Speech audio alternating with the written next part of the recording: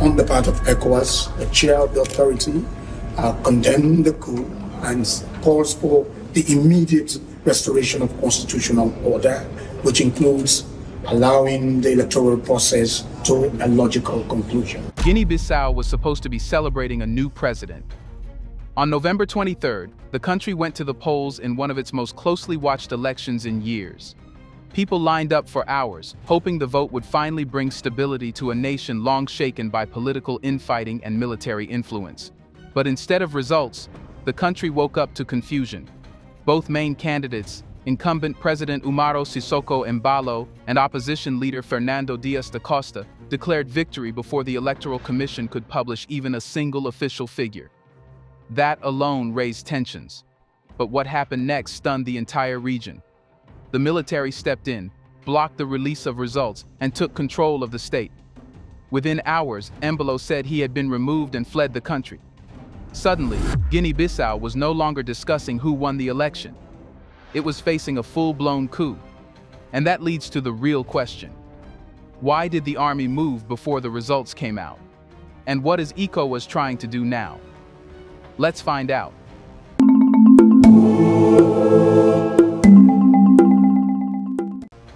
Guinea-Bissau was supposed to enter a new chapter. For months, the November 23rd presidential election had been presented as a stabilizing moment for a country accustomed to turbulence.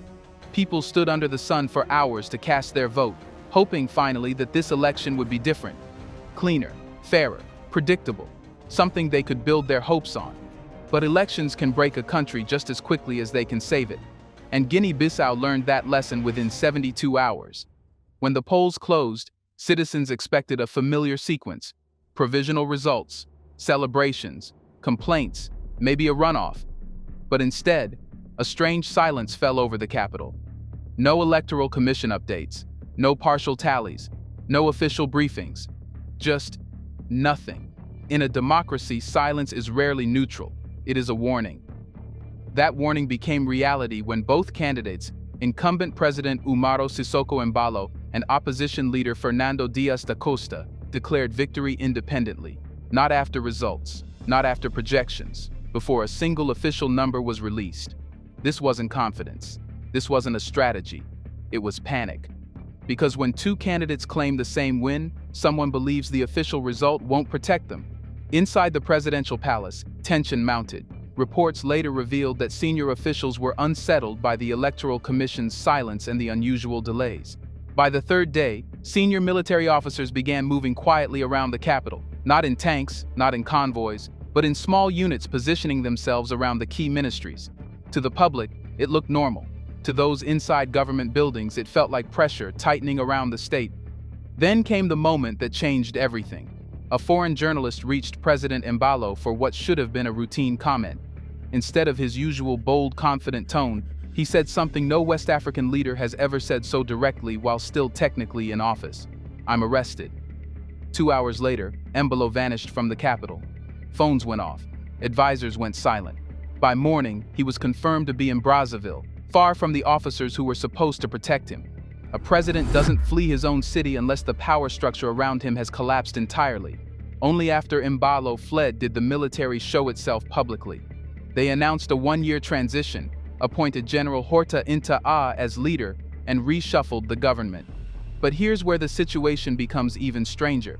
The cabinet they formed included many of Embalo's longtime allies, the same political class of the same president they had just removed. That single decision changed the entire interpretation of the coup. Firstly, rigor, and discipline in managing what we have in common, particularly public funds. Secondly, the fight against corruption and drug trafficking. Zero tolerance for this scourge. If the army wanted Embalo gone, why keep his political circle? If the goal was neutrality, why suppress only one side of the political field? If the transition was temporary, why take control before the results were even released? Something about this coup didn't add up. It wasn't clean, it wasn't clear. It wasn't a simple military takeover, it was something more complicated, something targeted. And that raised the first critical question of this crisis. If the military didn't act to remove Embalo's entire structure, then who were they really trying to stop? The answer to who the army wanted to stop didn't come from inside Guinea-Bissau. It came from the tarmac of Osvaldo Vieira International Airport, where a high-level Ecowas delegation stepped off a plane and walked straight into the eye of the storm. Led by Sierra Leone's President Julius Maada Bio, the delegation expected to mediate a typical post-coup negotiation, tense, difficult, but manageable. Ecowas has dealt with coups before. They know how to apply pressure, how to negotiate timelines, and how to demand roadmaps. But the moment they entered Bissau, it was obvious this situation was different. The atmosphere wasn't chaotic. It was controlled. Too controlled. Soldiers were stationed at intersections but not overreacting. The streets were eerily quiet, and every government building seemed to have its own specific guard unit. This wasn't the kind of disorder Ecowas usually walked into after a coup. It was a meticulously arranged power hold. Inside the presidential palace, the delegation met the new authorities. Conversations were polite, the environment was calm, but something felt wrong. Ecowas negotiators later admitted off record that the coup leaders looked unusually confident, not defensive, not nervous, but firm, almost as if they believed they held a legal mandate rather than a military one. General Horta Inta A spoke of stabilizing the country, respecting international partners, and guiding a one-year transition. He kept repeating the phrase, serious institutional problems, as if the election process had failed so badly that the military had stepped in to prevent chaos. He emphasized cooperation. He emphasized dialogue. But at no point did he provide a clear explanation for why the election results were blocked. Then came the most unexpected twist. The cabinet they had just appointed, 28 ministers, was dominated by allies of the very president they removed. The same politicians Embalo trusted. The same individuals who ran his state machinery. Ecowas knew exactly what this meant. This coup was not a complete overthrow. It was a reconfiguration. That created a diplomatic dilemma. In previous coups, the military removed civilian power entirely. Here, the military removed the president but kept his political architecture. That made the crisis harder to define. Was Embalo the target? Was Dias da Costa the target? Was the Electoral Commission the target? Or was the entire vote deliberately frozen to protect certain interests? As Ecowas explored these questions, the junta imposed strict bans on protests, strikes, and public gatherings. This was not a precaution, this was a lockdown. Nothing moved without the military knowing. The capital felt like a place where the political system had been paused, not broken. Foreign Minister João Bernardo Vieira told the Ecowas delegation that the regional bloc would remain in the country during this difficult period. It sounded reassuring at first, but the message carried another meaning. Ecowas was being invited to stay, not because the junta needed help, but because the junta wanted legitimacy. They wanted to appear cooperative while keeping control. But Ecowas could sense something else, a hidden threat, a missing piece that the military did not mention. And that raised the next crucial question. If the military was not targeting Embalo's allies, then who inside Guinea-Bissau was in immediate danger? The person in immediate danger wasn't the president who fled. It was the man the military never mentioned, not once, during Ecowas's entire visit. Fernando Dias da Costa, the opposition candidate who had also claimed victory. While junta officials were smiling for cameras and speaking politely to diplomats, Dias da Costa was not at home, not with his party, and not planning his next political move. He was inside the Nigerian embassy, hidden behind diplomatic gates, surrounded by Nigerian security personnel. And Nigeria didn't hide the reason. In a formal letter to ECOWAS, Nigeria stated that Dias da Costa faced an imminent threat to his life. Not discomfort, not harassment, a threat to his life.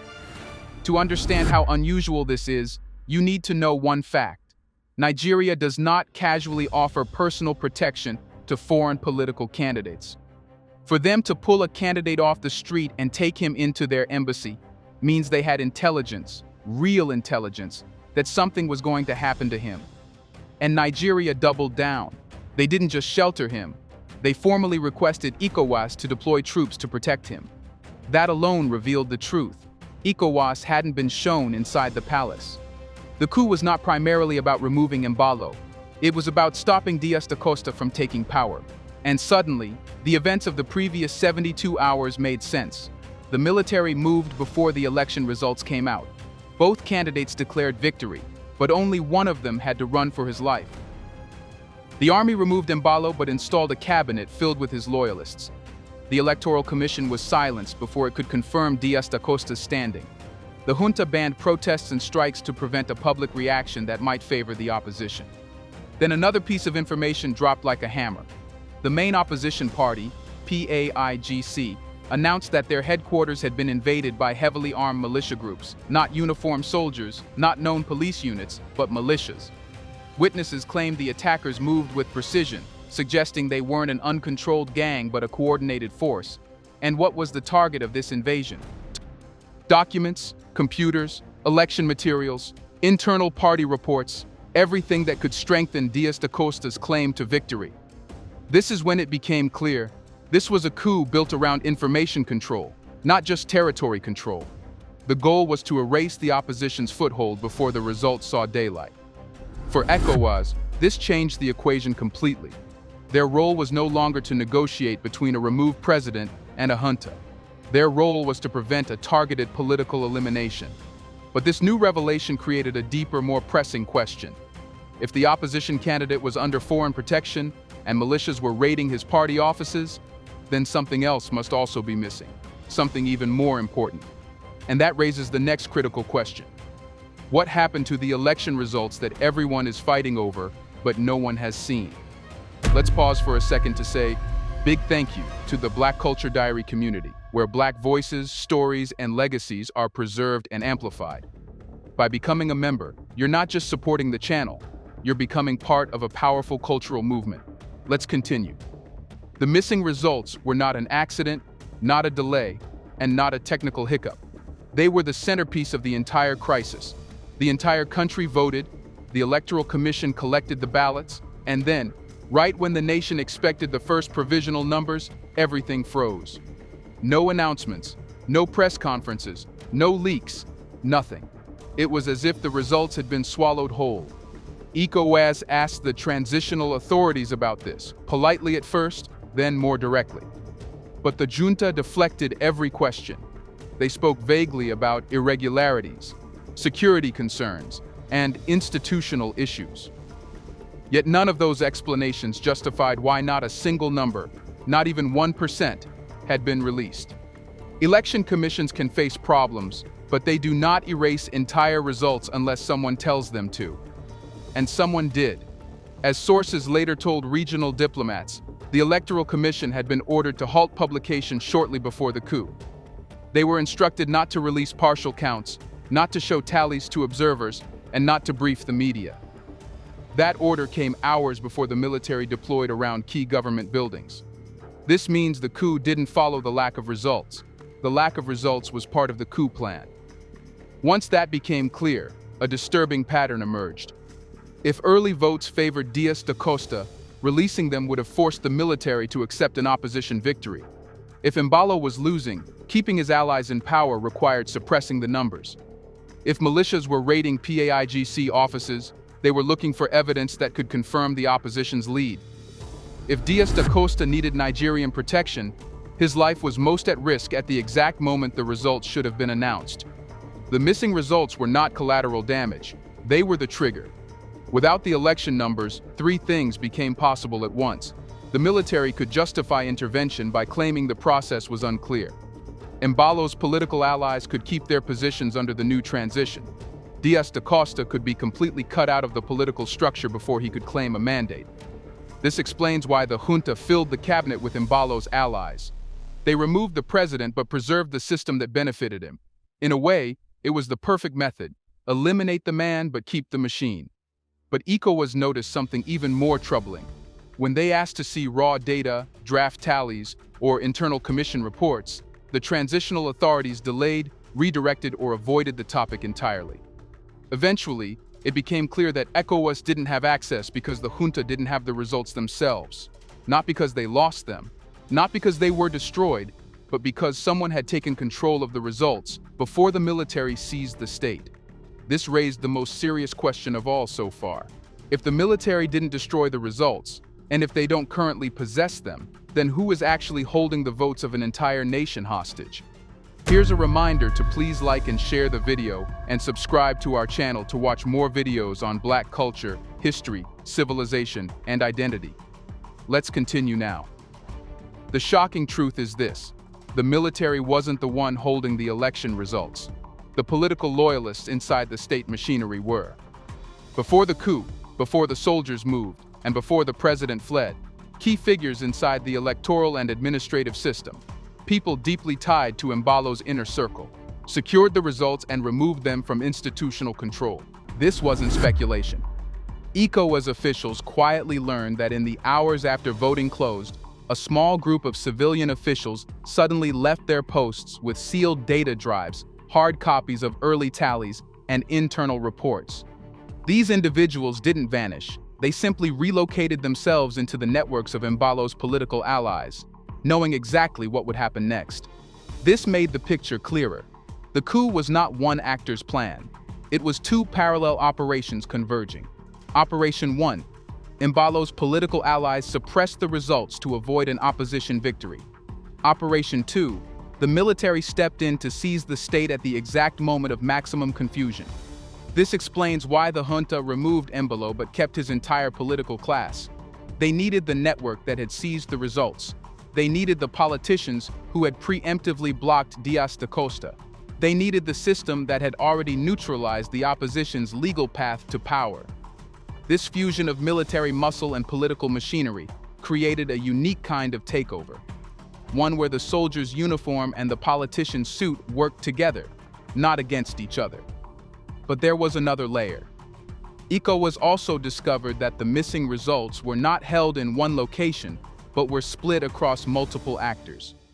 Some digital files were in the hands of political allies.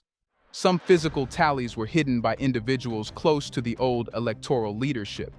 Some district-level data was likely taken by militia groups during their raids on PAIGC offices. In other words, no single group could release the results even if they wanted to, because the results were scattered across factions. This fragmentation created the perfect storm. Each side held pieces but not the whole, and each piece alone was meaningless without the rest. This made Ecowas's task nearly impossible. They couldn't demand the results because no one had the complete set. They couldn't verify claims because the raw data was dispersed. They couldn't push for a recount because the materials were no longer centralized. Guinea-Bissau wasn't just facing a coup, it was facing a data hostage crisis. This also meant that Dias da Costa's danger wasn't simply political. If the results showed he was winning, then he was the only living threat to the new arrangement. His survival alone could destabilize the coup, because his existence represented the possibility of a legitimate outcome. Nigeria understood this.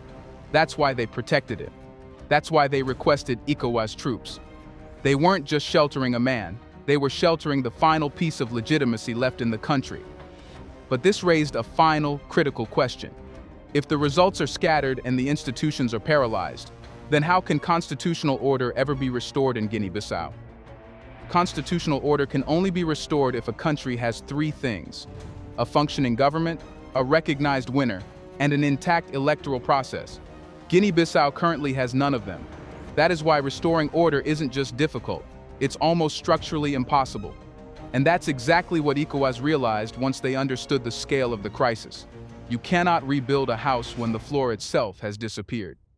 The first step, releasing the election results, is no longer viable.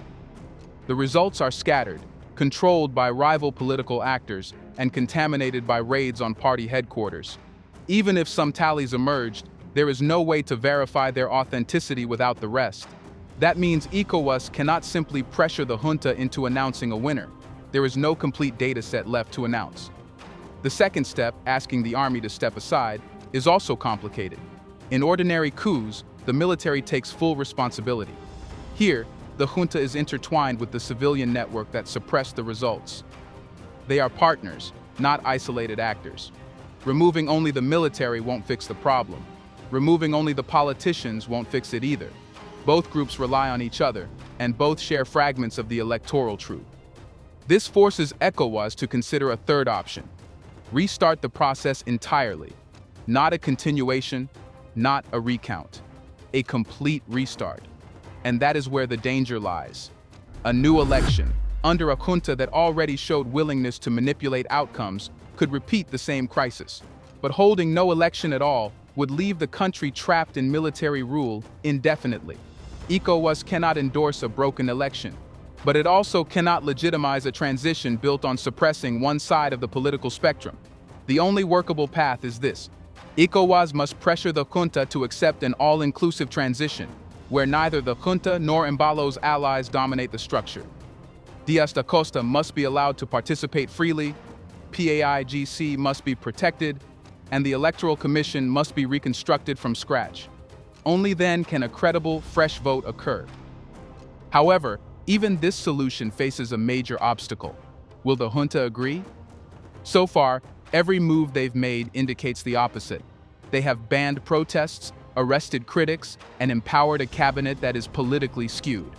Their behavior signals a desire to survive, not to compromise. And this puts Ecowas in a difficult position.